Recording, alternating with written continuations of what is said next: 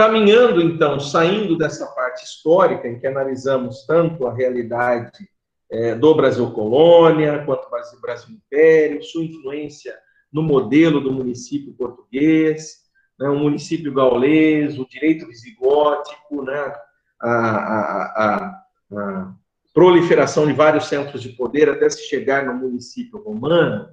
Nós temos agora que fazer uma retrospectiva para compreender como que essa figura dos municípios foi, no tempo, sendo colocada nos nossos textos constitucionais. Bem, como vocês sabem, o primeiro texto constitucional é aquele justamente outorgado, como eu já disse, por Dom Pedro I, que é a Constituição de 1824. Nessa Constituição de 1824, o que você tem que compreender? O Brasil não é um Estado federativo, ele é um Estado unitário, recém-declarado independente por Dom Pedro I, e, portanto, sendo um Estado unitário, cada região não é chamada de Estado, e sim de província, e cada província, por sua vez, ela é fragmentada em porções menores, e aí, então, você tem, né, a previsão do município como uma mera descentralização administrativa desse Estado unitário. Assim sendo, o município, nesse período, ou nesta Constituição, ele não tem essa ideia que nós concebemos hoje de autonomia. Então, você vai ter, eventualmente, as estruturas de poder local, mas com forte influência e direcionamento do governo central. No artigo 167 da Constituição de 1824, dando continuidade à tradução das ordenações portuguesas, você tem a previsão da Câmara como órgão que administra, né, o município, a cidade. Você tem no artigo 168 a composição desta Câmara, ou seja, desde a primeira Constituição brasileira, que você tem aí, interessante como um sinal histórico importante, você tem uma Constituição que é do Império, mas que está se preocupando em definir este poder local, né? Em definir, em recortar, em dar os direcionamentos básicos para esse poder local. E no artigo 179, parágrafo 8º, se cita, né, se utiliza a expressão cidade, mas para se fazer uma menção a uma competência judicial. Então, você tem, basicamente, nesses 3 pontos da Constituição de 1824, em alguma medida, né, o reconhecimento, a manutenção da realidade do município no Brasil do Primeiro Império. Em 1891, nós sabemos, né, ocorre em 1889, é declarado, enfim, ocorre a República, né, por um golpe militar, vamos assim dizer, é retirado do poder Dom Pedro II pelos militares da época, e então é proclamada a República, e em 1891, então, vem a realidade, a Constituição de 1891, em que em alguma medida, se coloca, né, uma certa autonomia para essa figura de poder local, né? E aí é nessa Constituição, pessoal, que você vai encontrar a expressão peculiar interesse. Vejam só, né? A expressão que até hoje, na Constituição de 88, temos aqui no artigo 30 da Constituição de 88, temos aí, né, a expressão interesse local. Então, o artigo 30 da Constituição de 88 compete aos municípios, inciso 1º, legislar sobre assuntos de interesse local. Depois, o inciso 5º do mesmo artigo 30, a outra competência, organizar e prestar diretamente ou sob regime de concessão ou permissão os serviços públicos de interesse local. Então, você tem aí a origem dessa ideia do interesse local, ou seja, dessa estrutura de poder que vai cuidar dos interesses mais imediatos do povo, né, que é o interesse local aqui da Constituição de 88, a origem disso está na Constituição de 1891, com a previsão da expressão peculiar interesse, ou seja, aquele interesse peculiar desta realidade local. Caminhando ainda, né, pelas constituições brasileiras, nós temos depois a Constituição de 1934, né? Como vocês sabem, é a Constituição aprovada logo após a Revolução de 1932, né? Então, 34, nós temos aí efetivamente a previsão de uma certa autonomia do município. Vejam só, né, quando eu me refiro aqui à autonomia, é o reconhecimento de poderes locais, tá? Porque na prática, até 1988, ou seja, até a Constituição anterior a 88, que era a Constituição 67, com a emenda de 69, nós temos ainda a figura dos municípios como uma descentralização, em grande medida, dos estados, né? Tanto que você tinha em cada estado, ou na maioria dos estados, as chamadas leis orgânicas dos municípios, que eram leis estaduais que disciplinavam como que os municípios deveriam ser organizados, ok? Mas vamos lá. Em 1934, comparativamente ao texto de 1891 e 1824, nós temos já o início, o prenúncio de uma maior autonomia do município, isso expresso no artigo 7º, inciso 1º, né, em que se prevê, basicamente, que os estados deveriam prever respeito à autonomia municipal em suas constituições. Então, em 34, o modelo de constituição estadual já vigora, então, em cada estado da federação, as constituições estaduais devem ter disposições para reconhecer uma certa autonomia municipal.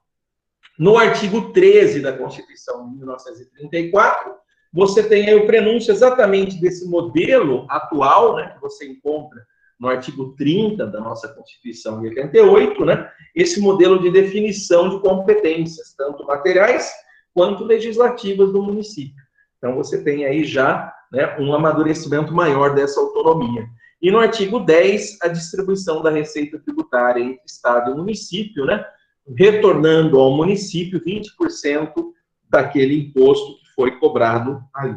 Então, você tem aí já também o prenúncio daquilo que nós temos na Constituição Federal de 88, né, a mais lá no capítulo relativo, né, ao Sistema Tributário Nacional, em que você tem a chamada divisão da receita tributária, né? Então, você tem isso, artigo 150, mais ou menos, a limitação ao poder de tributar, né? E aí você tem, né, aqui, vamos já ver, né, a divisão, né? Vamos lá. Dentro do 150, você tem repartição de receitas tributárias a partir do 157, né, em diante. Então, 157, por exemplo, pertence aos estados e ao Distrito Federal. 1, 2, né? Pertence aos municípios. Primeiro, produto da arrecadação do Imposto da União sobre a Renda, e aí vai começar a se distribuir, né, a receita tributária da União, dos estados, também para os municípios, né? Então, você tem aí, no artigo 158, né, na verdade, 157 até o 162, né, esse pequeno aí, essa pequena seção, né, do Sistema Tributário Nacional, que é um capítulo maior, como vocês sabem, né, que está dentro, por sua vez, do título da tributação e do orçamento, na Constituição Federal de 88. Então, o prenúncio disso é a Constituição de 1934. Depois da Constituição de 1934, nós temos aí um período, né, de ditadura do então presidente Getúlio Vargas, e temos a Constituição de 1937, né, a chamada Constituição Polaca, né? Constituição essa do Estado Novo, que tem uma forte, conforme os historiadores constitucionalistas colocam, uma forte influência do fascismo italiano e até mesmo, em alguma medida, no nazismo alemão, né? E é uma Constituição, portanto, bastante o quê? Bastante centralizadora, né? Mas, apesar de ser centralizadora, centralizar tanto na União Federal os poderes, quanto na pessoa, né? Quanto no poder executivo, né? É engraçado como que as coisas vão e voltam, né, pessoal?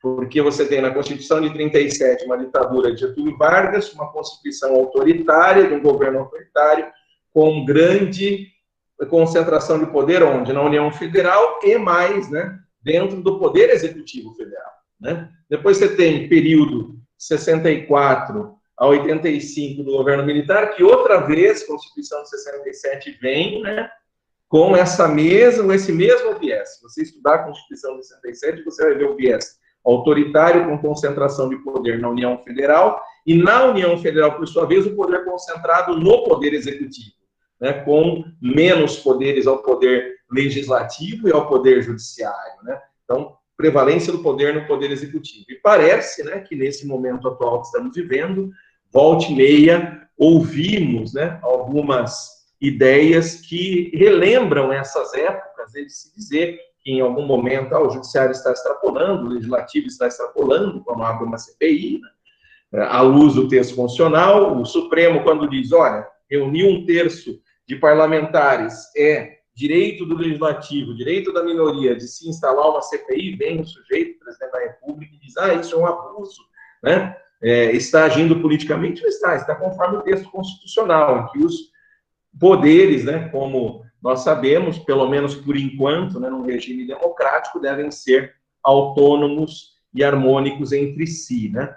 Então, você vê, fiz aí uma pequena digressão para mostrar para você que lá na Constituição de 37, de Getúlio Vargas, depois da Constituição do governo militar, a prevalência, né, dos governos autoritários, do poder concentrado na mão da União Federal e do poder executivo federal, é algo que hoje tem sido muito aí debatido e por alguns saudosos tem sido defendido, né? Mas, de qualquer forma, o artigo 26 da época prevê, pelo menos no papel da Constituição, né, não se altera essa autonomia municipal, mas era muito comum, naquela época, você ter a intervenção nos governos estaduais e também, se necessário fosse, pelo governo central, a intervenção nos governos municipais. Em 1946, nós temos uma Constituição que, dá aquela, né, respirada democrática, e aí, então, o pêndulo volta para cá, ou seja, para o fortalecimento, para a defesa de uma autonomia, de um poder local, dos municípios, né?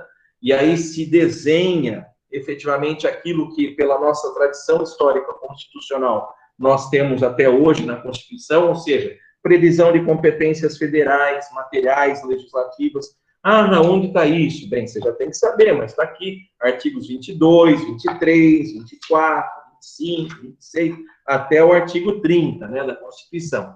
Então, você tem esse desenho na Constituição de 46 também das competências federais, legislativas, materiais, estaduais, legislativas, materiais e municipais, em que pese, repito, o município não ser ainda, né, um município com autonomia como ente federativo, né? E aí temos, depois de 46 até 64, esse curto período de democracia plena, para termos, após, né, 64, primeiramente um golpe civil-militar, né, um golpe civil, na verdade, com apoios militares, depois o golpe dentro do golpe, em que os militares, efetivamente, assumiram o poder, e aí, durante esses 20 anos de governo militar, nós temos, em 67, a Constituição, né, de 67, e uma emenda que, para alguns historiadores de direito constitucional, é chamada também de Constituição, que é a emenda de 69. E essa Constituição vigora até 1988, não é isso? Até outubro, 5 de outubro de 1988, quando, então, é promulgada a Constituição de 1988, a que ainda está em vigor. E aí, nesse período militar, mais uma vez, confirmando aquilo que acabei de falar sobre a Constituição de 37, do governo autoritário de Getúlio Vargas, né, do Estado Novo, você tem o quê? Uma chamada, entre aspas, autonomia relativa, pois se previu ser competência do governador nomear prefeitos de instâncias hidrominerais, isso no texto constitucional, e municípios declarados de interesse da segurança nacional, né? Segurança nacional aí tão, né, propalada, tão defendida naquele momento, né? Todos os estados autoritários, como vocês sabem, né, dispõem dessas terminologias, segurança nacional, controle social, né? Então, você vê todo governo autoritário, seja ele, né, se é que a gente pode falar de direita ou esquerda, né, você tem os órgãos de controle político, né, da sociedade. E isso claramente mostra que em lugar nenhum que exista Gestapo, que exista polícia secreta, né, polonesa, polícia secreta soviética, polícia secreta cubana, polícia secreta venezuelana. Estou aqui de propósito chamando atenção para os países, né, de viés socialista ou comunista, como também, né, em ditaduras de direita, né, em estados de direita ou em governos conservadores, como hoje está no modismo de se falar, você também tem, né, essas estruturas de controle social, né, dessas polícias, esses órgãos de controle social, como ocorreram aqui no Brasil, Argentina, Uruguai, Chile, né, durante essa época, né, da década de 60, né? Portanto, aí, previsões desse tipo não são de se estranharem, que você tem já pensado no texto constitucional o absurdo dizer que estância hidromineral e municípios declarados de interesse da segurança nacional, e quem é que declarava? Ora, o governo central, o poder executivo federal, né? O governo militar dizia, não, esse município eu vou declarar de interesse nacional, e nesse município não vai ter eleição, eu vou nomear, então, aquela figura, né, que muitas vezes os livros de história chamam de prefeitos biônicos, governadores biônicos, né, aqueles que são ali nomeados, né, como se fossem robôs, né, nomeados pelo poder central, né. E, por outro lado, havia, em alguma medida, a previsão de competência tributária específica para os municípios, que, como vocês sabem, no sistema tributário nacional atual foi mantido também. Bem, aí nós temos o opúsculo, o fechamento, a derrocada do governo militar, né? A crise do petróleo, como vocês sabem, né? O endividamento do Estado brasileiro e, portanto, a inviabilidade política, o cansaço do povo brasileiro na década de 80, né, com o governo militar, e aí os militares, então, lá em 1981, 82, governo Figueiredo já começam a dizer, olha, nós vamos aqui, então, já devolver o poder aos civis, né? E aí já se começa, então, de alguma forma, a construir a devolução, né, à normalidade democrática no nosso país, né? Respeito quem pensa de forma contrária, mas é a forma que penso, né? Você tem, então, em 88, a chamada Constituição Cidadã, que pelo professor José Afonso da Silva é chamada de Constituição Municipalista.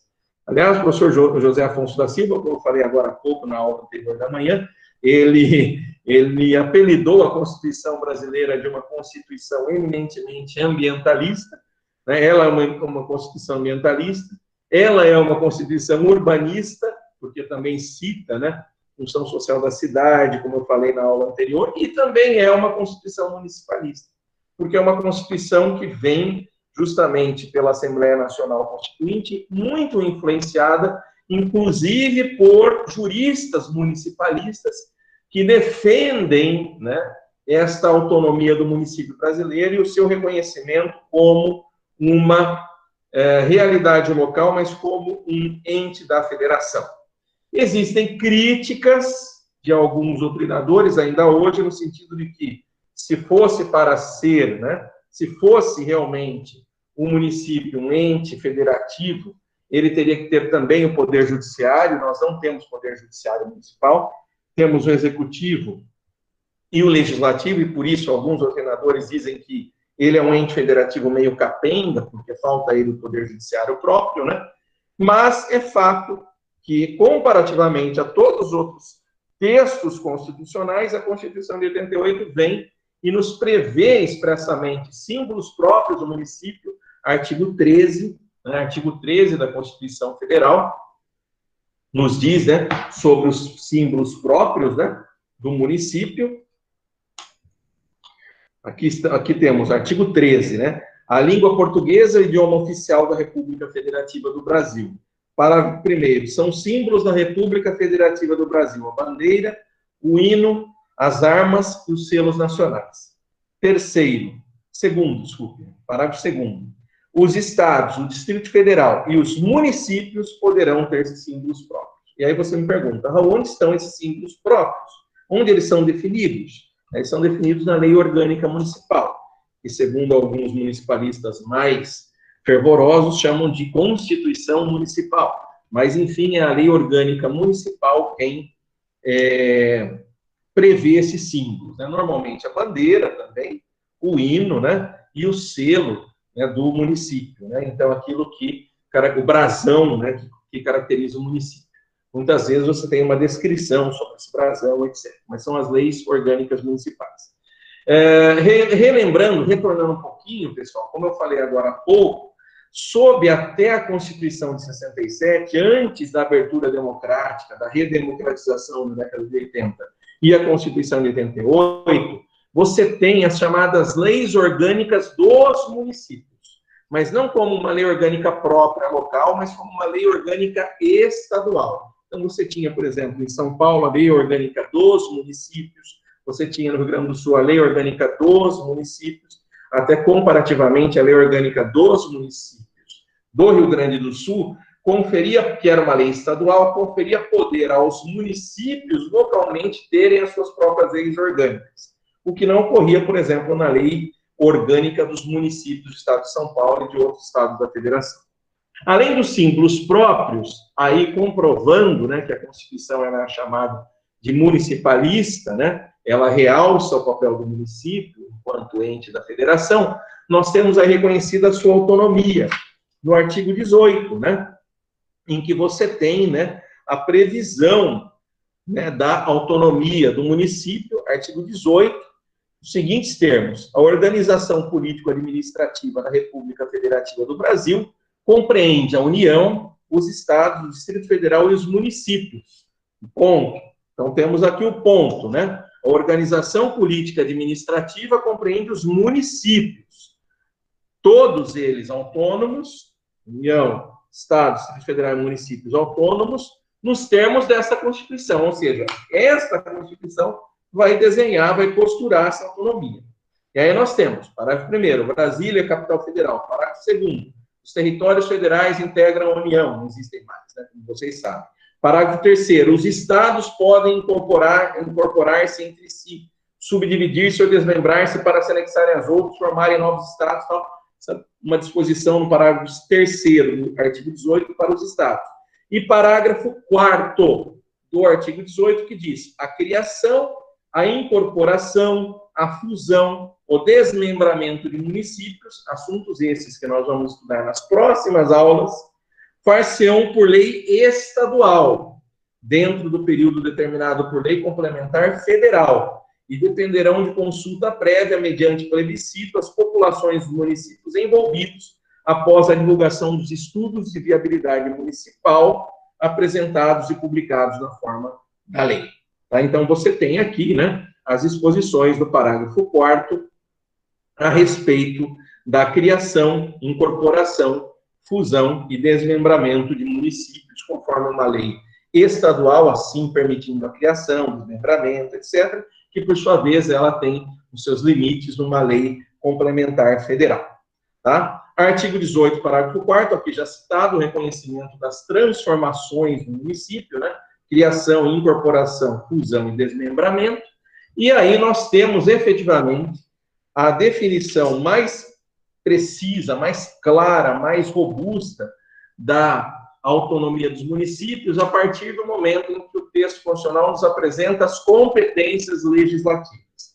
Primeira ressaltada, artigo 22, compete privativamente à União legislar sobre 22, inciso 17, né, organização judiciária do Ministério Público, do Distrito Federal e dos territórios, da Defensoria Pública dos territórios, bem como a organização administrativa destes, né, aí uma definição aí para a União. Artigo 23, competência comum da União, dos Estados, do Distrito Federal e dos municípios, né? E aí, no artigo 29, né, mais à frente, o capítulo próprio dos municípios, em que você tem, né, aí o dispositivo-chave dos municípios. É o município reger-se-á por lei orgânica, votada em 2 turnos, com interstício mínimo de 10 dias e aprovada por 2/3 dos membros da Câmara Municipal, que a promulgará atendidos os princípios estabelecidos dessa Constituição, na Constituição do respectivo Estado e os seguintes preceitos. E aí, então, o inciso primeiro fala-se da eleição do prefeito, do vice-prefeito, dos vereadores, no inciso segundo também, depois, inciso terceiro, a posse, né, no dia 1º do ano subsequente à eleição, no início da chamada legislatura, que é o período de 4 anos, né, de mandato. E aí, no inciso quarto, você tem várias alíneas que definem a composição das câmaras de vereadores, tá? E aí, nos incisos seguintes, você tem o que nós chamamos também aí de regras que compõem o chamado estatuto, né, dos vereadores ou dos agentes políticos municipais, né? Então, você tem aí as regras de definição de remuneração, etc. Tudo isso nós não vamos adentrar agora, vai ser no momento oportuno, mais adiante, realçado para vocês, tá? Competências do município estão no artigo 30. É interessante você notar que quando você fala em competência material e legislativa para a União e para os Estados-membros do Distrito Federal, isso está configurado em artigos diversos. Então, competência legislativa, por exemplo, né, competência administrativa, vamos falar da União. Né, da União, você tem lá no artigo 21, compete à União. Essa competência, uma série de incisos, competências materiais. Depois, artigo 22, compete privativamente à União legislar sobre. Então, aí é competência legislativa. Então, está separado a material da legislativa. Depois, 23 é competência comum dos estados, Distrito Federal e dos municípios. Competência, de novo, material, né? Competência comum material. Depois vem, no 24, a competência legislativa concorrente. Nunca confunda, né? Competência comum material para realizar, né, uma série de atividades, funções do texto constitucional, e de legislar, de fazer a lei sobre determinados temas, é competência legislativa concorrente, do artigo 24, em que o caput cita apenas a União e os Estados, mas interpretamos por força do artigo 30. Inciso 2º, que prevê suplementar, compete aos municípios suplementar a legislação federal e a estadual que couber, você deve interpretar isso sistematicamente, você tem aí a competência legislativa concorrente entre União, Estados e municípios, né? Então, a competência legislativa, aí, definida, né, para o município, juntamente com a competência material. Então, você vê, por exemplo, nos incisos do artigo 30, no primeiro, legislar sobre assuntos de interesse local, né? Então, competência legislativa. Inciso 2º, suplementar a legislação federal e estadual no que couber. Também é uma competência legislativa. Depois, instituir, arrecadar impostos, criar, organizar, suprimir distritos, organizar ou prestar os serviços públicos de interesse local, manter com cooperação técnica programas de educação infantil, prestar serviço de atendimento à saúde da população, promover adequado ordenamento. Aí você já tem competências híbridas, que são materiais e legislativas, legislativas e também materiais e legislativas, e também competências só materiais. Por exemplo, prestação de serviço público é competência só material. Promover a proteção do patrimônio histórico, lá no inciso 9 do artigo 30, né, do patrimônio histórico local, observada a legislação e a ação fiscalizadora federal e estadual. Também você tem aí competência material. Portanto, o artigo 30 ele tem um formato diferente, isso que estou ressaltando, porque nele próprio você tem a combinação, em alguns incisos, de competência legislativa pura, em outros, competência híbrida legislativa e material, em outros, só competência material. E aí você tem, no artigo 34, a figura da intervenção, né? Então, nós temos, né, o desenho constitucional brasileiro dos entes da federação, cada qual com as suas autonomias constitucionais, mas a própria Constituição diz, em algum momento, este desenho poderá ser afastado com a intervenção da União diante dos estados, e dos estados diante dos municípios, em determinadas situações que são aqui descritas, né, nos incisos do artigo 34, ok? Então, a intervenção é uma exceção que confirma a regra. Como assim, Raul, uma exceção que confirma a regra? Ora, é uma exceção de você afastar a autonomia, justamente para que ela seja, né, para que as coisas voltem aos trilhos da normalidade e seja a autonomia preservada. Ok? Então, você tem aí a figura da intervenção, que pouco se estuda no direito constitucional, principalmente em termos de faculdades, né, em curso de graduação. Compreendemos, então, aí o município, sua evolução histórica, sua evolução nos textos constitucionais, ou seja, já vislumbramos bastante qual é o desenho do município, e agora, né, no nosso texto constitucional, e agora nós temos que adentrar efetivamente no ramo do direito que vai dispor sobre esta realidade local, sobre este ente da federação que é o município. Então, primeira observação aqui, trata-se de um ramo do direito peculiar ao município. Ou seja, o objeto, né, de preocupação desse ramo do direito é o município. Ele está na centralidade dessa preocupação. Segundo o professor José Cretela Júnior, é o conjunto de normas e princípios de direito público referentes a problemas peculiares ao município. E aí diz ele, incidência de normas de direito público sobre atos e fatos ocorrentes no âmbito municipal. Então, o município, né, como eu disse, é a centralidade da preocupação, e aí, então, você tem disposições constitucionais, conforme essas que agora pincelei.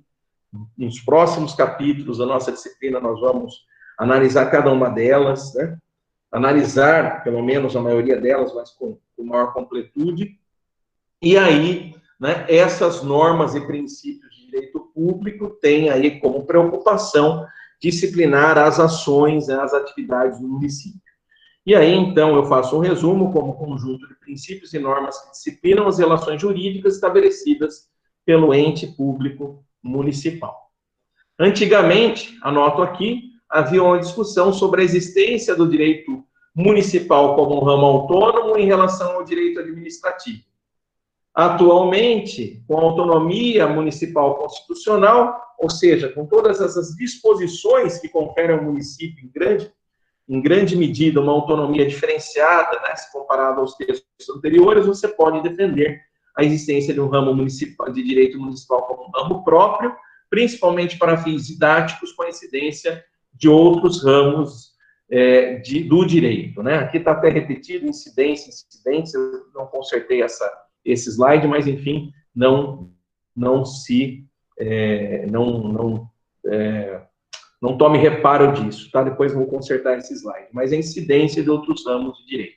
Quais são esses outros ramos de direito? Aqui pensando. Primeiro, o próprio direito administrativo, principalmente naquele capítulo em que você tem, pessoal, a disciplina dos serviços públicos, né? Claramente, do exercício do poder de polícia, claramente.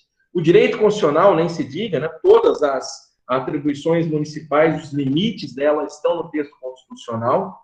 O direito financeiro, o direito orçamentário, o direito tributário, justamente porque todos esses aspectos do direito, né, têm a sua expressão no direito municipal. Você pode também falar em direito municipal, ambiental no município, você pode chamar também de direito municipal de saneamento, porque o saneamento é uma atribuição do município, e assim por diante, né? Mas, claramente, as relações com esses vários ramos do direito que incidem principalmente sobre os entes da administração pública. Né? Quanto ao seu objeto, autonomia. O objeto são todas as relações jurídicas estabelecidas pelo município, enquanto pessoa jurídica de direito público interno encarregada da administração local. Toda e qualquer relação jurídica, em maior ou menor medida, sofre a incidência do direito municipal como objeto específico.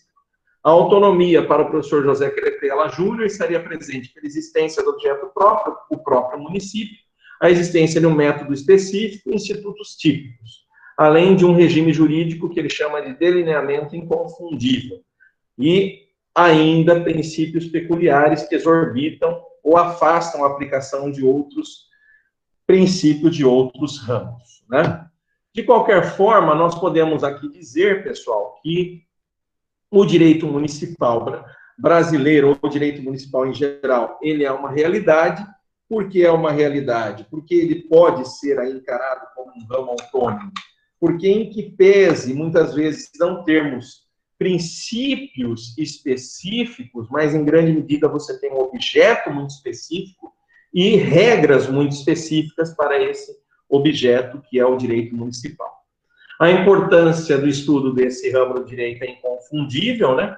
Como vocês sabem, trata-se o município justamente do ente público onde nós estamos tendo as nossas vidas, né? Estamos tocando as nossas vidas, e mais ainda nesse momento, como vocês têm visto, né, de crise sanitária, de pandemia, em que o município é chamado efetivamente a exercer uma série de poderes. Então, a conclusão que você pode ter em termos até de importância, pessoal, é de que, nesse momento histórico que estamos vivenciando, ficou muito clara, né, a necessidade do município, a necessidade da autonomia municipal, a necessidade também de melhores delineamentos, há muitas discussões sobre os limites dessa autonomia municipal e do papel desse município para socorrer as pessoas, né, principalmente nesse momento, no que se refere à proteção da vida, né? Então, por isso, eu sou um entusiasta, né, e gosto de estudar o direito municipal e acho que é extremamente importante. Para você, eventualmente, que queira amanhã ser procuradora ou procurador do município, né, seja do Poder Executivo ou Legislativo, essa é uma matéria primordial. Uma das coisas que assusta é que a gente faz muitas vezes a faculdade de Direito e sequer tem conhecimento que uma lei municipal ela não é contrastada em termos de questionamento da sua constitucionalidade diante do texto constitucional federal, e sim diante do texto constitucional estadual. Então, eu estou já chamando a atenção de você de uma peculiaridade que poucos advogados e advogadas conhecem, que é justamente essa, de que se você vai questionar a constitucionalidade de uma lei municipal, você deve fazê-la em face da Constituição estadual e não diretamente da Constituição Federal. Então, a partir daí, você vê, né, como que são peculiares as relações no município, como também outras relações de direito financeiro, direito tributário, que para quem quiser amanhã abraçar essa bela carreira da Procuradoria Municipal, vai se deparar com essa realidade peculiar. Bibliografia específica. Olha, são poucas as bibliografias de direito municipal. Eu tenho aqui na minha biblioteca dois livros, né? Um deles foi organizado, na verdade, uma coletânea, da professora Maria Silva Zanella de Pietro, não me recordo com quem, a editora Fórum, você encontra, né? É o Tratado de Direito Municipal, né? Tratado de Direito Municipal, isso mesmo, editora Fórum, estou olhando para ele aqui. E outro é um Tratado de Direito Municipal do professor Carneiro, que não dá para ler aqui, eu sou míope, está tudo embaçado, né? Mas eu estou lendo aqui, eu me lembro do sobrenome dele, Carneiro, que é um professor lá da Bahia, né? E são os dois aí mais recentes. E, recentemente, para quem gosta do tema e quer se preparar principalmente para concurso na área, você encontra o direito municipal do professor Eli Meirelles. Se não me engano, esse ano está sendo publicada uma edição revisada pelo professor Giovanni da Silva Corralo. O professor Giovanni da Silva Corralo é meu amigo pessoal, é professor na Faculdade de Direito de Passo Fundo, no Rio Grande do Sul, né? E o professor Giovanni da Silva Corralo foi, inclusive, aí, contratado pela editora, não sei se Atlas ou Malheiros, para fazer a revisão do direito municipal de Eli Lopes Meireles, que é uma obra seminal, uma obra, assim, que é referência para quem quer estudar o tema, tá? Eu tenho essa obra, mas em edição mais antiga, não atualizada. Tenho também a obra do Cretella, né, que é mais antiga, né? Mas você tem aí, basicamente, hoje no mercado, pouquíssimos, né, manuais, bibliografia a respeito do direito municipal.